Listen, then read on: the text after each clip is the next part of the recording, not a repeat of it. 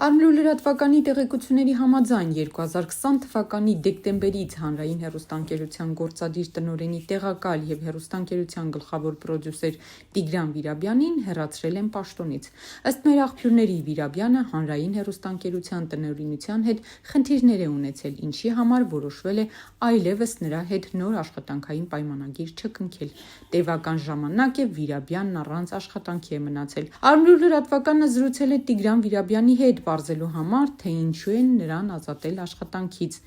Մեջբերում եմ, ինձ աշխատանքից չեն ազատել, պայմանագրի ժամկետի հետ կապված է եղել, 5 տարի ժամկետով է եղել պայմանագիրը, դեկտեմբերի 15-ին լրացել է պայմանագրի ժամկետը, ինչպես պայմանավորվել էինք, ժամկետից հետո նոր պայմանագիր չի կնքվել, հայտարարեց մեր զրուցակիցը։